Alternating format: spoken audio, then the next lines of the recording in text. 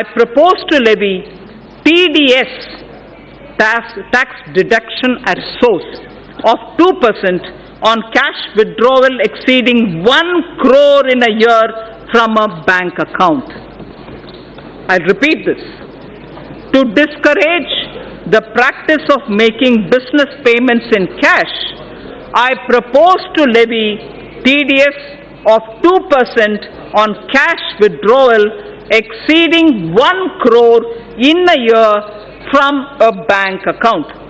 Further, there are low-cost digital modes of payment such as BHIM UPI, UPI QR code, Aadhaar Pay, certain debit cards, NEFT, RTGS, etc., which can be used to promote less cash economy.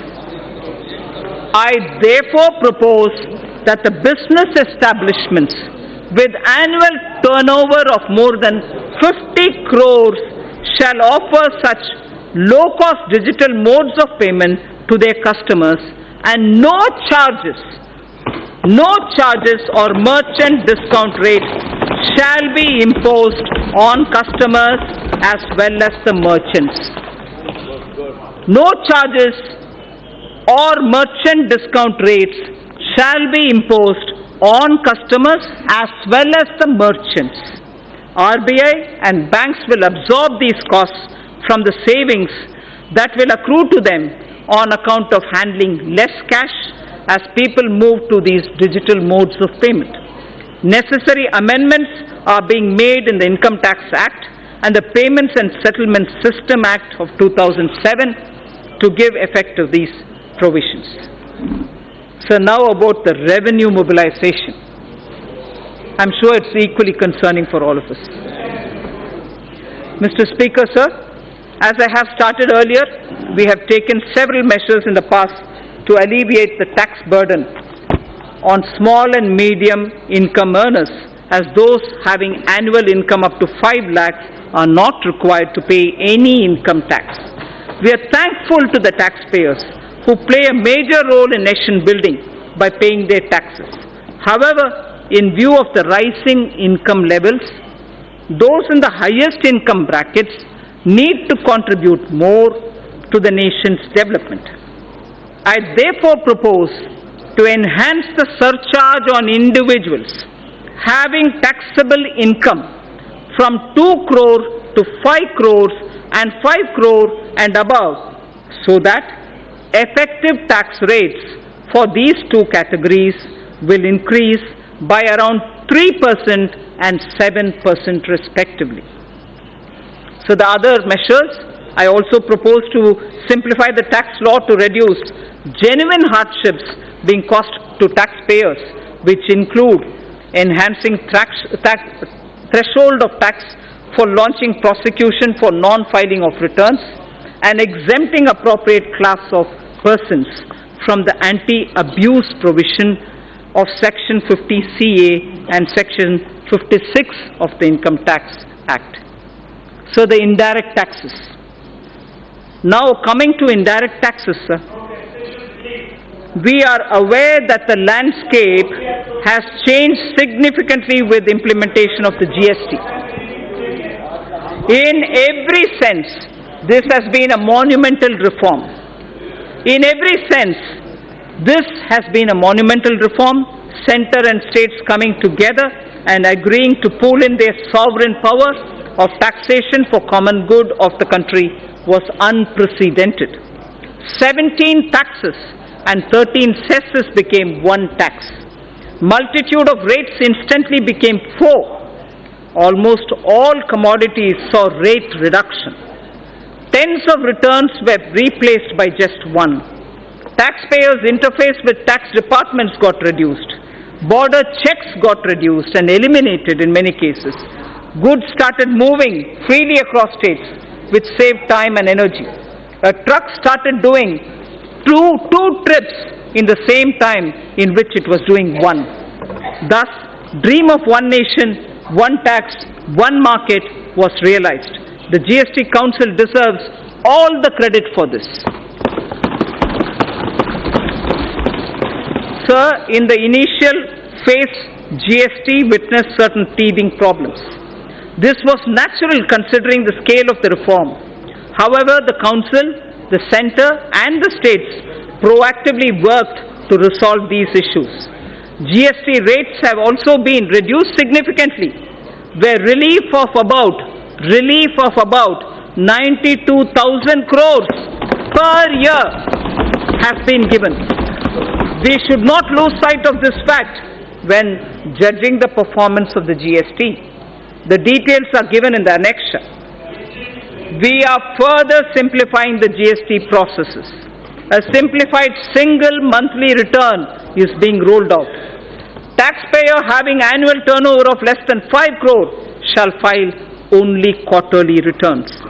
Free accounting software for return preparation has been made available to small businesses. A fully automated GST refund module shall be implemented. Multiple tax ledgers for a taxpayer shall be replaced by just one. It's also proposed to move an electronic invoice system wherein invoice details will be captured in a central system at the time of issuance. This will eventually be used to pre-fill a taxpayer's return.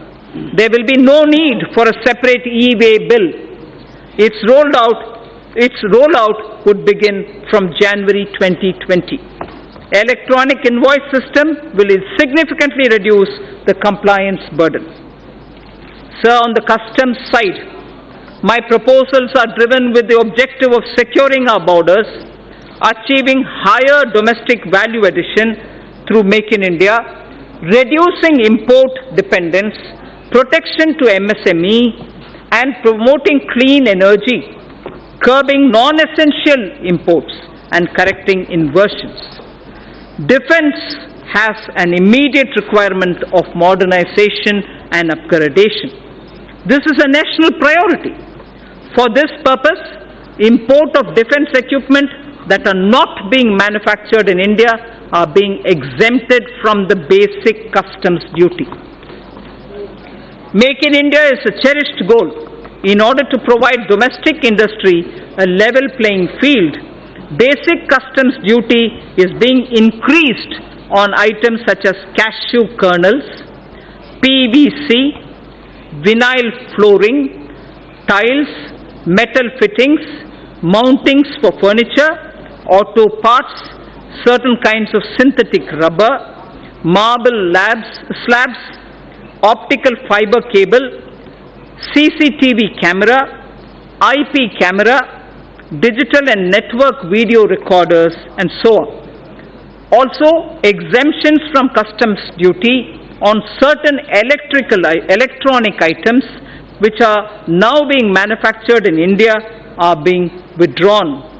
Further, end-use based exemptions on palm stearin, fatty oils, and exemptions to various kinds of papers are also being withdrawn. To encourage domestic publishing and printing industry, 5% customs duty is being imposed on imported books. To further promote domestic manufacturing, customs duty reductions are being proposed on certain raw materials and capital goods. These include certain inputs of CRGO sheets, amorphous alloy ribbon, ethylene dichloride, propylene oxide, cobalt matte, naphtha, wool fibers, inputs for manufacture of artificial kidney and disposable sterilized dialyzer, and fuels for nuclear power plants. To further incentivize e-mobility, customs duty is being exempted on certain parts of electric vehicles. Customs duty is also being exempted on capital goods required for manufacture of specified electronic goods. So the export duty is being rationalized on raw and finished leather to provide relief to this sector. Crude prices have softened from their highs. This gives me room to review excise duty and cess on petrol and diesel. I propose to increase special additional excise duty and road and infrastructure cess, each one by 1 rupee a litre on petrol and diesel. It is also proposed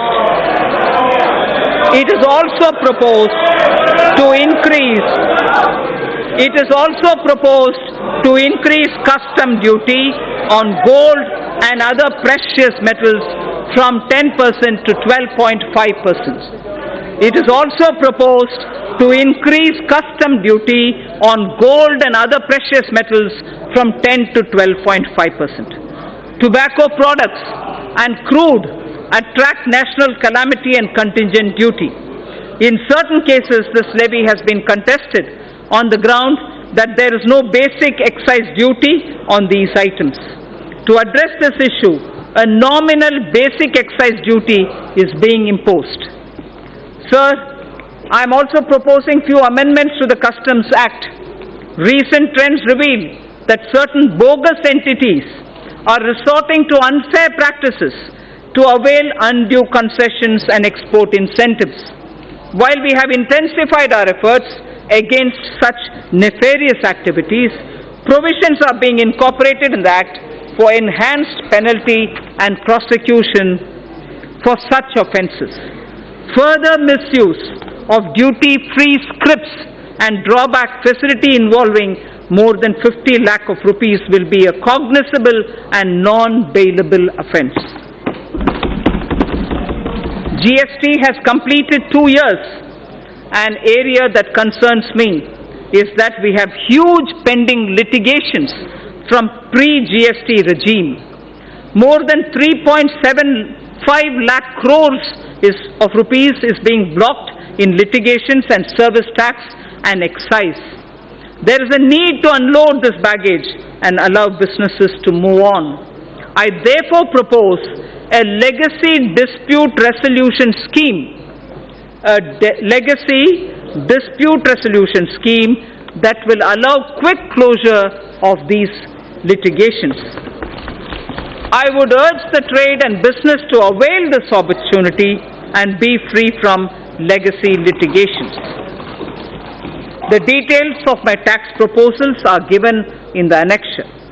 Sir Speaker, I thank you for this opportunity, and with these words, I commend the budget to this august House. Thank you.